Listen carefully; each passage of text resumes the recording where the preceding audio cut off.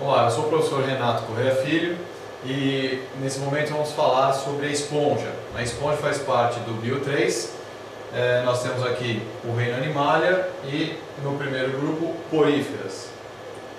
A esponja faz parte dos poríferos. As esponjas são poríferos porque são animais que contêm poros na sua estrutura, poros importantes para a entrada da água que vai alimentar o animal. Se é um animal, ele é um organismo heterótrofo, ou seja, ela não é capaz de produzir o próprio alimento. Assim sendo, a esponja vai ter que se alimentar utilizando partículas que estão na água. Existe um problema: a esponja é um organismo fixo, e por ser um organismo fixo, ela precisa trazer o alimento até ela, já que ela não vai poder buscar o alimento. Através desses vários poros que a gente consegue observar aqui no desenho, a água entra na esponja e simplesmente circula dentro do animal. Então vai haver entrada de água por todos esses poros aqui, certo? E ao entrar a água pelos poros, ela vai sair lá por cima. Então, entrou a água pelos poros e essa água vai sair aqui por cima. Então, depois de entrar pelos poros, sai aqui por cima por um espaço maior chamado ósculo. A água circula sem entrar nas células. O que vai entrar nas células são as partículas que estão em suspensão nessa água, que seriam as partículas de alimento. E além das partículas de alimento, também entrarão as moléculas de gás, o oxigênio, para que o animal possa respirar. Então a água irá trazer alimento e oxigênio, principalmente, para que o animal possa respirar e se alimentar. Voltando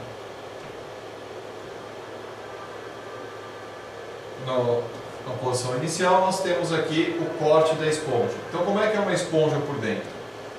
As células características das esponjas são os coanócitos. Então, vou posicionar aqui.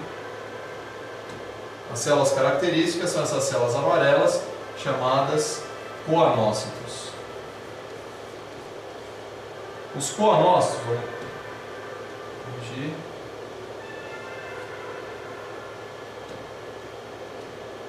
os coanócitos são células que possuem um colarinho. Então, coano, colarinho, cito, células. Nós podemos observar o colarinho dessas células aqui. Vamos ampliar já já. Os coanócitos são característicos então das esponjas. Só os poríferos apresentam coanócitos. Chegando mais perto, nós podemos observar que um coanócito apresenta flagelos. Esses flagelos aqui são os responsáveis pela circulação da água. Então, como a gente já havia dito, a água entra por esses poros e vai sair lá por cima.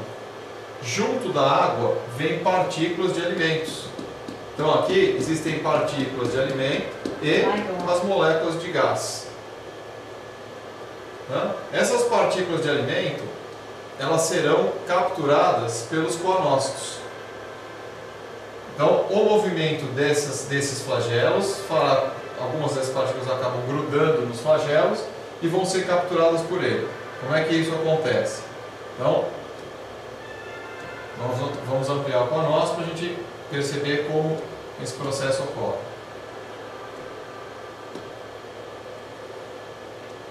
Então, uma daquelas partículas de alimento que se grudou aqui, ela se adere ao flagelo e ela vai sendo conduzida até a membrana do coanócito.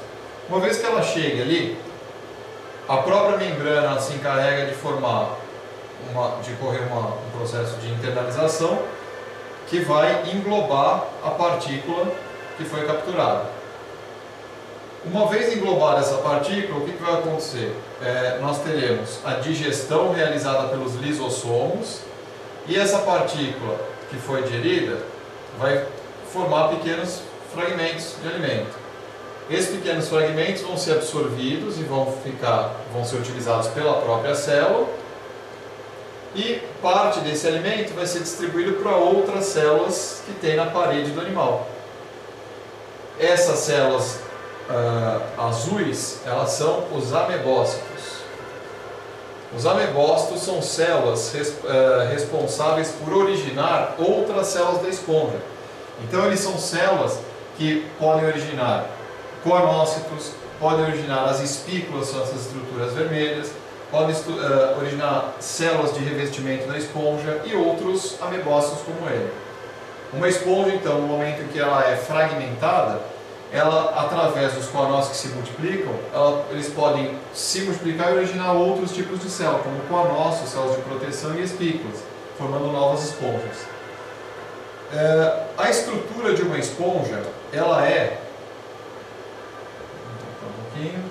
A estrutura de uma esponja, ela é dada por duas coisas. A sustentação é feita pelas espículas, que estão em vermelho aqui, tá? Então essas estruturas vermelhas são as espículas. Então, só para a gente saber, as espículas têm função de sustentação. Espículas. E junto das espículas existe uma rede, que é uma rede de uma proteína esponjosa que fica aqui dentro da esponja, para todos os lados, que é o que dá maciez à esponja, que é a rede de espongina. É uma substância proteica, né? A espongina, e ela ajuda na sustentação da esponja. As esponjas de banho apresentam apenas a espongina, nunca espículas, porque elas irritam a pele. A excreção das esponjas é realizada através da água. Cada uma das células da esponja acaba liberando as excretas para a cavidade da esponja, a cavidade interna da esponja, e essas excretas junto com a água vão embora, tá? Então saem por aqui e vão embora as excretas. Então acho que é o principal a respeito das esponjas. É isso, fim.